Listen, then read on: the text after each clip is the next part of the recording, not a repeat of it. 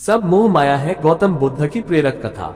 अध्याय एक सम्राट का विलाप। राजगृह के महल में सम्राट श्रेनिक अपनी रानी के निधन के बाद गहरे शोक में डूबे थे। महल में विलाप की ध्वनि गूंज रही थी। सम्राट को अपनी रानी से अत्यधिक प्रेम था और उनकी अनुपस्थिति ने उन्हें तोड़ दिया था।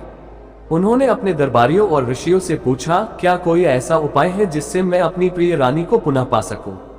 लेकिन कोई उत्तर नहीं दे सका। राजगृह में उन दिनों गौतम बुद्ध का आगमन हुआ था। सम्राट श्रेनिक, जो बुद्ध के अनुयायी थे, शीघ्र ही उनके पास गए और अपने दुख का कारण बताया। बुद्ध ने शांत स्वर में कहा, राजन, संसार नश्वर है। हर वस्तु परिवर्तनशील है। जो आया है उसे जाना ही होगा। परंतु सम्राट ने आग्रह किया, भंते, मैं इसे स्वीकार नहीं कर सकता। क्या कोई उपाय नहीं है जिससे मैं इस दुख से मुक्त हो सकूं? बुद्ध मुस्कुराए और बोले, राजन, यदि तुम सच में अपने दुख का समाधान चाहते हो तो नगर में ऐसे व्यक्ति को खोजो जिसने अपने जीवन में कभी किसी प्रियजन को न खोया हो। अध्याय 2 एक असंभव खोज। सम्राट श्रेनिक ने पूरे नगर में ढिंढोरा पिटवा दिया कि जो भी ऐसा व्यक्ति हो जिसने अपने जीवन में किसी प्रियजन को न खोया हो, वह राजमहल आकर सम्राट से स्वर्ण मुद्राएं प्राप्त करे। दिन बीते पर कोई भी ऐसा व्यक्ति न मिला। हर व्यक्ति ने अपने जीवन में किसी न किसी को खोया था, माता पिता, संतान, मित्र या जीवन साथी। जब सम्राट को ये ज्ञात हुआ तो वे पुनः बुद्ध के पास आए और बोले, भंते, कोई भी ऐसा नहीं मिला। सभी ने किसी न किसी को खोया है। बुद्ध ने गहरी दृष्टि से सम्राट को देखा और बोले, राजन, जब ये सत्य है कि संसार में कोई भी मृत्यु से नहीं बच सकता, तो फिर मोह क्यों? अध्याय 3 मोह और माया का बंधन। सम्राट श्रेनिक सोच में पड़ गए। उन्होंने कहा, परंतु भंते, मनुष्य अपनों से प्रेम करता है। यह मोह स्वाभाविक है। बुद्ध ने एक वृक्ष की ओर संकेत करते हुए पूछा, राजन, क्या ये वृक्ष सदा हरा रहेगा? नहीं प्रभु, यह एक दिन सूख जाएगा। तो फिर जब ये सूख जाएगा तो क्या तुम शोक करोगे? नहीं प्रभु, क्योंकि यह स्वाभाविक प्रक्रिया है। बुद्ध मुस्कुराए और बोले, ठीक वैसे ही संसार का हर संबंध नश्वर है, फिर भी हम उसमें मोह रखते हैं। यह मोह ही माया है जो हमें दुख में डालती है। अध्याय 4 एक वृद्धा की पीड़ा। उसी समय एक वृद्धा विलाप करती हुई बुद्ध के पास पहुंची। उसका एकमात्र पुत्र चल बसा था। भांते, आप कृपा करें, मेरे पुत्र को जीवित कर दें। बुद्ध बोले, मैं तुम्हारी सहायता अवश्य करूंगा, लेकिन पहले नगर से एक ऐसा घर खोज कर आओ जहां कभी मृत्यु न हुई हो। वृद्धा ने पूरे नगर में भटक कर देखा, लेकिन उसे ऐसा कोई घर न मिला। अंततः वह बुद्ध के पास लौटकर रोने लगी, भांते, ऐसा कोई घर नहीं जहां मृत्यु न हुई हो। बुद्ध ने करुणा से कहा, बेटी, जब ये संसार का अटल नियम है तो फिर तू मोह क्यों करती है? वृद्धा को सत्य का ज्ञान हुआ। वह शांत हो गई और बुद्ध के चरणों में गिर पड़ी। अध्याय 5 सम्राट का आत्मबोध। सम्राट श्रेनिक ने ये सब देखा और उनकी आंखों में ज्ञान का प्रकाश झलक उठा। उन्होंने कहा, भंते, मैं अब समझ गया कि सब मोह माया है। जो वस्तु नश्वर है उसके लिए क्यों रोना? बुद्ध मुस्कुराए और बोले, राजन, सच्चा सुख त्याग और आत्मज्ञान में है, न कि मोह में। उस दिन से सम्राट श्रेनिक का जीवन बदल गया। उन्होंने अपने राज्य को न्याय और करुणा से चलाया और मोह से मुक्त होकर एक सच्चे ज्ञानी बने। इस संसार में प्रत्येक वस्तु नश्वर है, शरीर, संबंध, धन और यश। यदि हम इस सत्य को समझ लें तो हम मोह से मुक्त हो सकते हैं और सच्ची शांति प्राप्त कर सकते हैं। यही गौतम बुद्ध की शिक्षा थी। सब मोह माया है। सब मोह माया है। गौतम बुद्ध की प्रेरक कथा विस्तारित संस्करण। अध्याय 1 सम्राट का अटूट मोह। राजगृह के महलों में सम्राट श्रेनिक की रानी का देहांत हो चुका था। महल में शोक की लहर दौड़ रही थी, लेकिन सम्राट के लिए ये केवल एक साधारण मृत्यु नहीं थी, यह उनके हृदय का सबसे बड़ा आघात था। वह अपनी रानी से अत्यधिक प्रेम करते थे। उनकी अनुपस्थिति ने सम्राट को भीतर से तोड़ दिया था। हर दिन वे महल के भीतर उदास और खोए हुए रहते। एक दिन उन्होंने अपने मंत्री से कहा, क्या कोई ऐसा उपाय नहीं जिससे मैं अपनी प्रिय रानी को फिर से देख सकूं? मंत्री ने कहा, महाराज, मृत्यु संसार का नियम है, इसे बदला नहीं जा सकता। लेकिन सम्राट को यह उत्तर स्वीकार न था। वे किसी ऐसे ज्ञानी की तलाश में थे जो उनकी समस्या का समाधान कर सके। अध्याय 2 गौतम बुद्ध का आगमन। उसी समय राजगृह के पास गौतम बुद्ध का आगमन हुआ। उनके ज्ञान और करुणा की ख्याति दूर दूर तक फैल चुकी थी। सम्राट श्रेनिक ने बुद्ध के पास जाकर अपना दुख प्रकट किया। उन्होंने कहा, भंते, मेरी प्रिय रानी मुझे छोड़कर चली गई। मैं इस पीड़ा को सहन नहीं कर सकता। कोई उपाय बताइए जिससे मैं अपने दुख से मुक्त हो सकूं। बुद्ध ने शांत स्वर में उत्तर दिया, राजन, यदि तुम सच में अपने दुख का समाधान चाहते हो तो नगर में ऐसे व्यक्ति को खोजो जिसने अपने जीवन में कभी किसी प्रियजन को न खोया हो। सम्राट को यह कार्य सरल लगा। उन्होंने अपने दूतों को नगर में भेजा ताकि वे ऐसे व्यक्ति की खोज कर सके। अध्याय 3, एक असंभव खोज। राजगृह में घोषणा कर दी गई कि जो व्यक्ति यह प्रमाणित कर सके कि उसने अपने जीवन में किसी भी प्रियजन को नहीं खोया, उसे राजा की ओर से स्वर्ण मुद्राएं दी जाएंगी। लेकिन कुछ ही दिनों में स्पष्ट हो गया कि ऐसा कोई भी व्यक्ति नहीं था। एक वृद्ध ब्राह्मण ने कहा, मुझे अपने माता पिता का स्नेह प्राप्त था, परंतु वे अब इस संसार में नहीं हैं। एक व्यापारी ने कहा, मैंने अपना पुत्र खो दिया। वह मेरे जीवन का आधार था, परंतु अब वह चला गया। एक वृद्ध महिला रोते हुए बोली, मैंने अपने जीवन में पति, पुत्र और पोते सभी को खो दिया है। संसार में कोई भी ऐसा नहीं जिसे मृत्यु ने न छुआ हो। सम्राट ये सुनकर स्तब्ध रह गए। उन्होंने समझ लिया कि संसार में मृत्यु अटल है। अध्याय 4, बुद्ध का उत्तर। सम्राट पुनः बुद्ध के पास पहुंचे और बोले, भंते, मैंने पूरे नगर में खोजा, लेकिन ऐसा कोई भी नहीं मिला जिसने अपने जीवन में किसी प्रियजन को न खोया हो। बुद्ध मुस्कुराए और बोले, राजन, जब ये सत्य है कि मृत्यु संसार का अटल नियम है, तो फिर तुम केवल अपने ही दुख में क्यों डूबे हो? सम्राट चकित रह गए। उन्होंने कहा, परंतु भंते, जब किसी अपने को खोने का समय आता है तो मनुष्य का हृदय व्याकुल हो जाता है। मोह और प्रेम से वह बंधा होता है। बुद्ध ने एक वृक्ष की ओर संकेत कर कहा, राजन, क्या ये वृक्ष सदा हरा रहेगा? नहीं भंते, यह एक दिन सूख जाएगा, और जब ये सूख जाएगा तो क्या तुम इसके लिए शोक करोगे? नहीं भंते, क्योंकि यह स्वाभाविक प्रक्रिया है। बुद्ध मुस्कुराए और बोले, ठीक वैसे ही संसार का हर संबंध नश्वर है, फिर भी हम उसमें मोह रखते हैं। यही मोह हमें दुखी करता है। अध्याय 5, एक और उदाहरण। उसी समय एक दुखी महिला बुद्ध के पास आए। उसका पुत्र कुछ दिन पहले चल बसा था। वह रोते हुए बोली, भंते, कृपा करके मेरे पुत्र को जीवित कर दीजिए, मैं उसके बिना जी नहीं सकती। बुद्ध ने प्रेम पूर्वक कहा, ठीक है, मैं तुम्हारे पुत्र को जीवित कर सकता हूँ, लेकिन इसके लिए तुम्हें केवल एक कार्य करना होगा। महिला ने उत्साह से पूछा, क्या कार्य? भंते, मैं कुछ भी करने के लिए तैयार हूँ। बुद्ध बोले, तुम नगर में जाकर ऐसे घर से एक मुट्ठी सरसों के दाने लेकर आओ जहाँ कभी कोई मृत्यु न हुई हो। महिला तुरंत नगर की ओर दौड़ी और घर घर जाकर पूछने लगी, लेकिन हर घर से उसे एक ही उत्तर मिला, यहाँ मेरे पिता की मृत्यु हो चुकी है, यहाँ मेरी बहन का देहांत हुआ था, हमने अपने बच्चे को खो दिया। अंततः महिला बुद्ध के पास लौट आए और फूट फूट कर रोने लगी। उसने कहा, भंते, मुझे सत्य का ज्ञान हो गया, मृत्यु अटल है, मैं अब अपने मोह से मुक्त हो चुकी हूँ। बुद्ध ने कहा, जब तुमने ये समझ लिया कि मृत्यु से कोई नहीं बच सकता, तो फिर तुम क्यों शोक कर रही थी? महिला शांत हो गई और बुद्ध के चरणों में गिर पड़ी। अध्याय 6, सम्राट का आत्मबोध। सम्राट श्रेनिक ने ये सब देखा और वे विचार मग्न हो गए। उन्होंने कहा, भंते, मैं अब समझ गया कि यह संसार मोह और माया का खेल है। जब ये सत्य है कि प्रत्येक व्यक्ति को एक दिन जाना ही है, तो फिर हम इस मोह में क्यों बंधते हैं? बुद्ध बोले, राजन, यह मोह ही संसार का सबसे बड़ा भ्रम है। लोग सोचते हैं कि धन, परिवार, प्रतिष्ठा स्थायी है, लेकिन ये सब अस्थायी है। सम्राट ने सिर झुका लिया और कहा, भंते, अब मैं मोह को छोड़कर सच्चे ज्ञान की ओर बढ़ूंगा। उस दिन से सम्राट श्रेनिक ने अपना जीवन बदल दिया। वे एक न्यायप्रिय और दयालु राजा बने, जिन्होंने बुद्ध के मार्ग का अनुसरण किया। ये संसार परिवर्तनशील है, जन्म और मृत्यु जीवन का नियम है। जो इस सत्य को स्वीकार कर लेता है, वह शोक से मुक्त हो जाता है। गौतम बुद्ध का यही संदेश था, सब मोह माया है, सब मोह माया है। गौतम बुद्ध की महाकाव्यात्मक कथा। अध्याय 1, सम्राट श्रेनिक का शोक। राजगृह के महलों में आज एक गहरी उदासी छाई हुई थी। सम्राट श्रेनिक अपनी प्रिय रानी के निधन से अत्यंत व्यथित थे। महल के भीतर सन्नाटा पसरा हुआ था, केवल उनकी सिसकियों की ध्वनि गूंज रही थी। रानी और सम्राट का प्रेम अद्वितीय था, वे एक दूसरे के बिना अधूरे थे, लेकिन आज उनकी रानी इस नश्वर संसार को छोड़कर चली गई थी।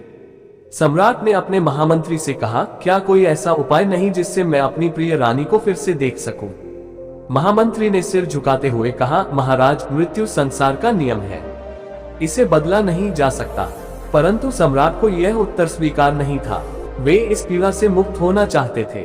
तभी एक वृद्ध ऋषि ने कहा, महाराज, यदि आप सच में अपने दुख का समाधान चाहते हैं, तो राजगृह में आए महात्मा गौतम बुद्ध के पास जाइए।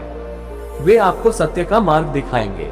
अध्याय 2 बुद्ध के पास यात्रा। सम्राट श्रेनिक ने बिना समय गंवाए अपने रथ को गौतम बुद्ध के आश्रम की ओर बढ़ाया। वहां पहुंचे तो देखा कि बुद्ध वृक्ष के नीचे ध्यानमग्न बैठे थे। उन्होंने बुद्ध को प्रणाम किया और बोले, भंते, मेरी रानी मुझे छोड़कर चली गई। मैं इस पीड़ा को सहन नहीं कर सकता, मुझे मार्ग दिखाए। बुद्ध ने शांत स्वर में उत्तर दिया, राजन, यदि तुम सच में अपने दुख का समाधान चाहते हो तो नगर में ऐसे व्यक्ति को खोजो जिसने अपने जीवन में कभी किसी प्रियजन को न खोया हो। सम्राट को यह कार्य सरल लगा। उन्होंने अपने दूतों को नगर में भेजा ताकि वे ऐसे व्यक्ति की खोज कर सके।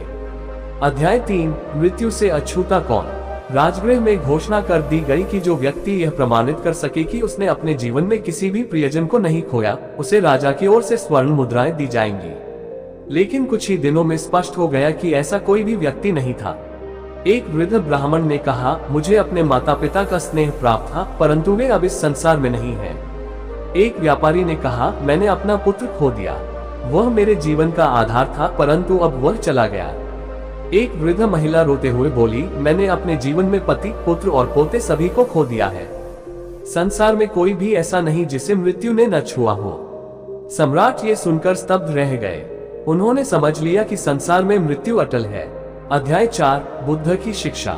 सम्राट पुनः बुद्ध के पास पहुंचे और बोले, भंते, मैंने पूरे नगर में खोजा, लेकिन ऐसा कोई भी नहीं मिला जिसने अपने जीवन में किसी प्रियजन को न खोया हो। बुद्ध मुस्कुराए और बोले, राजन, जब ये सत्य है कि मृत्यु संसार का अटल नियम है, तो फिर तुम केवल अपने ही दुख में क्यों डूबे हो। सम्राट चकित रह गए। उन्होंने कहा, परंतु भंते, जब किसी अपने को खोने का समय आता है तो मनुष्य का हृदय व्याकुल हो जाता है। मोह और प्रेम से वह बंधा होता है। बुद्ध ने एक वृक्ष की ओर संकेत कर कहा, राजन, क्या ये वृक्ष सदा हरा रहेगा?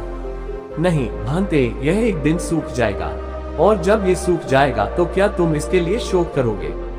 नहीं भंते, क्योंकि यह स्वाभाविक प्रक्रिया है। बुद्ध मुस्कुराए और बोले, ठीक वैसे ही संसार का हर संबंध नश्वर है, फिर भी हम उसमें मोह रखते हैं। यही मोह हमें दुखी करता है। अध्याय 5 एक और उदाहरण। उसी समय एक दुखी महिला बुद्ध के पास आए। उसका पुत्र कुछ दिन पहले चल बसा था। वह रोते हुए बोली, भंते, कृपा करके मेरे पुत्र को जीवित कर दीजिए, मैं उसके बिना जी नहीं सकती। बुद्ध ने प्रेम पूर्वक कहा, ठीक है, मैं तुम्हारे पुत्र को जीवित कर सकता हूँ, लेकिन इसके लिए तुम्हें केवल एक कार्य करना होगा। महिला ने उत्साह से पूछा, क्या कार्य? भंते, मैं कुछ भी करने के लिए तैयार हूँ। बुद्ध बोले, तुम नगर में जाकर ऐसे घर से एक मुट्ठी सरसों के दाने लेकर आओ जहाँ कभी कोई मृत्यु न हुई हो। महिला तुरंत नगर की ओर दौड़ी और घर घर जाकर पूछने लगी, लेकिन हर घर से उसे एक ही उत्तर मिला, यहाँ मेरे पिता की मृत्यु हो चुकी है, यहाँ मेरी बहन का देहांत हुआ था, हमने अपने बच्चे को खो दिया। अंततः महिला बुद्ध के पास लौट आए और फूट फूट कर रोने लगी। उसने कहा, भंते, मुझे सत्य का ज्ञान हो गया, मृत्यु अटल है, मैं अब अपने मोह से मुक्त हो चुकी हूँ। बुद्ध ने कहा, जब तुमने ये समझ लिया कि मृत्यु से कोई नहीं बच सकता, तो फिर तुम क्यों शोक कर रही थी? महिला शांत हो गई और बुद्ध के चरणों में गिर पड़ी। अध्याय 6 सम्राट का आत्मबोध। सम्राट श्रेनिक ने ये सब देखा और वे विचार मग्न हो गए। उन्होंने कहा, भंते, मैं अब समझ गया कि यह संसार मोह और माया का खेल है। जब ये सत्य है कि प्रत्येक व्यक्ति को एक दिन जाना ही है, तो फिर हम इस मोह में क्यों बंधते हैं? बुद्ध बोले, राजन, यह मोह ही संसार का सबसे बड़ा भ्रम है। लोग सोचते हैं कि धन, परिवार, प्रतिष्ठा स्थायी है, लेकिन ये सब अस्थायी है। सम्राट ने सिर झुका लिया और कहा, भंते, अब मैं मोह को छोड़कर सच्चे ज्ञान की ओर बढ़ूंगा। उस दिन से सम्राट श्रेनिक ने अपना जीवन बदल दिया। वे एक न्यायप्रिय और दयालु राजा बने, जिन्होंने बुद्ध के मार्ग का अनुसरण किया। ये संसार परिवर्तनशील है, जन्म और मृत्यु जीवन का नियम है। जो इस सत्य को स्वीकार कर लेता है, वह शोक से मुक्त हो जाता है। गौतम बुद्ध का यही संदेश था, सब मोह माया है। सब मोह माया है एक महाकाव्यात्मक कथा। भूमिका। बुद्ध ने कहा था, संसार में जो कुछ भी है वह परिवर्तनशील है। जो जन्म लेता है उसकी मृत्यु भी निश्चित है। फिर भी मनुष्य मोह और माया में उलझा रहता है, ये भूलकर कि यह सब अस्थायी है। ये कथा 4 व्यक्तियों की है जो अलग अलग परिस्थितियों में जी रहे हैं, लेकिन एक ही समस्या से जूझ रहे हैं, मोह का बंधन। एक राजा, एक निर्धन ब्राह्मण, एक लोभी व्यापारी और एक विरक्त सन्यासी। इन सभी की यात्राएं अलग हैं, लेकिन उनकी मंजिल एक ही है, बुद्ध का ज्ञान। आइए इस महाकाव्य को एक एक करके विस्तृत रूप से पढ़ते हैं। अध्याय 1, सम्राट श्रेणिक और अपार दुख। इस अध्याय में सम्राट श्रेणिक का अपनी रानी के प्रति मोह और बुद्ध से उनकी पहली भेंट का वर्णन होगा। राजगृह के महलों में सम्राट श्रेणिक अपनी प्रिय रानी के निधन के बाद गहरे शोक में डूबे थे। वे सोच भी नहीं सकते थे कि बिना रानी के वे जीवन कैसे व्यतीत करेंगे। क्या कोई ऐसा उपाय नहीं जिससे मैं अपनी प्रिय रानी को फिर से देख सकूं? उन्होंने अपने महामंत्री से पूछा। महामंत्री ने कहा, महाराज, मृत्यु संसार का नियम है, इसे बदला नहीं जा सकता। परंतु सम्राट को यह उत्तर स्वीकार नहीं था। वे इस पीड़ा से मुक्त होना चाहते थे। तभी एक वृद्ध ऋषि ने कहा, महाराज, यदि आप सच में अपने दुख का समाधान चाहते हैं तो राजगृह में आए महात्मा गौतम बुद्ध के पास जाइए। वे आपको सत्य का मार्ग दिखाएंगे। अध्याय 2, निर्धन ब्राह्मण की व्यथा। इस अध्याय में एक गरीब ब्राह्मण की कहानी होगी जिसने जीवन भर तपस्या की, लेकिन फिर भी उसे दुख ही मिला। वह मोह और असंतोष से ग्रस्त होकर बुद्ध के पास जाता है। राजगृह के बाहरी हिस्से में एक निर्धन ब्राह्मण द्विजराज अपनी कुटिया में बैठे थे। वे बचपन से ही कठोर तपस्या कर रहे थे, लेकिन उन्हें अब तक किसी भी प्रकार की सिद्धि प्राप्त नहीं हुई थी। वे सोचते थे, मैंने जीवन भर यज्ञ किए, व्रत रखे, लेकिन फिर भी मुझे शांति क्यों नहीं मिली? क्यों मेरे शिष्य मुझे छोड़कर चले गए? क्यों मुझे संसार ने भुला दिया? एक दिन वे गौतम बुद्ध की चर्चा सुनकर उनके पास पहुंचे और बोले, भंते, मैंने सारा जीवन धर्म और तपस्या में लगा दिया, लेकिन फिर भी मुझे संतोष नहीं मिला। मेरे पास कुछ नहीं बचा। ये संसार इतना क्रूर क्यों है? बुद्ध मुस्कुराए और बोले, द्विजराज, क्या तुमने कभी सोचा कि तुमने अपने जीवन को एक सौदे की तरह क्यों देखा? क्या तुमने इसलिए तप किया कि तुम्हें कुछ प्राप्त हो? यह मोह ही तुम्हारे दुख का कारण है। ब्राह्मण अचंभित रह गए। उन्होंने कभी इस दृष्टि से सोचा ही नहीं था। अध्याय 3, लोभी व्यापारी की दौड़। इस अध्याय में एक व्यापारी की कहानी होगी जो धन के पीछे भागते भागते थक चुका था, लेकिन फिर भी उसे शांति नहीं मिली। अगर मेरे पास थोड़ा और सोना होता तो मैं दुनिया का सबसे सुखी व्यक्ति होता। राजगृह के एक प्रसिद्ध व्यापारी सुदामा का यही विचार था। उनके पास अपार धन संपत्ति थी, लेकिन जितना वे कमाते उतना ही अधिक पाने की उनकी लालसा बढ़ती जाती। एक दिन उन्होंने सुना कि गौतम बुद्ध नगर में आए हैं। लोग कह रहे थे कि वे सच्चे सुख का मार्ग बता सकते हैं। वे बुद्ध के पास गए और बोले, भंते, मेरे पास सब कुछ है, लेकिन फिर भी मुझे चैन नहीं मिलता। मुझे और धन चाहिए। क्या आप कोई उपाय बता सकते हैं? बुद्ध मुस्कुराए और बोले, सुदामा, अगर किसी प्यासे को समुद्र का पानी पीने को दिया जाए तो क्या उसकी प्यास बुझ जाएगी? नहीं भांते, समुद्र का पानी खारा होता है, वह प्यास को और बढ़ा देता है। ठीक वैसे ही धन का लोभ कभी समाप्त नहीं होता। जितना मिलता है उतनी ही और चाह बढ़ जाती है। यही मोह का बंधन है। तारांकन तारांकन। सुदामा स्तब्ध रह गए। उन्होंने पहली बार महसूस किया कि वे जिस दौड़ में भाग रहे थे उसका कोई अंत ही नहीं था। अध्याय 4, विरक्त सन्यासी का मोह। इस अध्याय में एक सन्यासी की कहानी होगी जो गृहस्थ जीवन त्यागने के बाद भी अपने परिवार के मोह में बंधा हुआ था। राजगृह के एक आश्रम में सन्यासी महेश्वर ध्यान में बैठे थे। उन्होंने वर्षों पहले गृहस्थ जीवन त्याग दिया था, लेकिन उनके हृदय में अभी भी अपनी पत्नी और पुत्र की यादें बनी हुई थी। एक दिन उन्होंने सुना कि गौतम बुद्ध नगर में आए हैं। वे उनके पास पहुंचे और बोले, भंते, मैंने संसार का त्याग कर दिया, लेकिन फिर भी मेरा हृदय मेरे परिवार की यादों से बंधा हुआ है। मैं क्या करूं? बुद्ध मुस्कुराए और बोले, महेश्वर, क्या कोई पक्षी उड़ते समय अपनी पिंजरे की जंजीर को पकड़े रख सकता है? नहीं भांते, यदि वह जंजीर पकड़े रखेगा तो उड़ नहीं पाएगा। ठीक वैसे ही जब तक तुम मोह की जंजीर को पकड़े रहोगे तुम सच्ची मुक्ति नहीं पा सकोगे।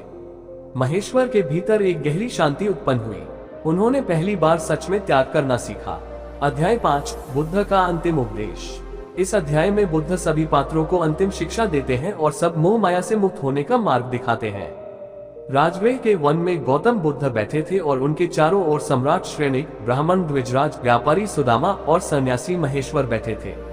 बुद्ध बोले, संसार में जो कुछ भी है वह अस्थायी है। मृत्यु अटल है, इच्छाएं अंतहीन है, लेकिन जो इस सत्य को जान लेता है वही सच्ची शांति को प्राप्त करता है।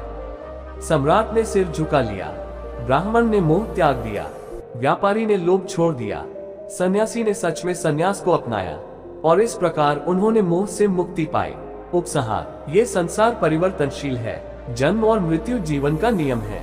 जो इस सत्य को स्वीकार कर लेता है वह शोक से मुक्त हो जाता है। गौतम बुद्ध का यही संदेश था, सब मोह माया है।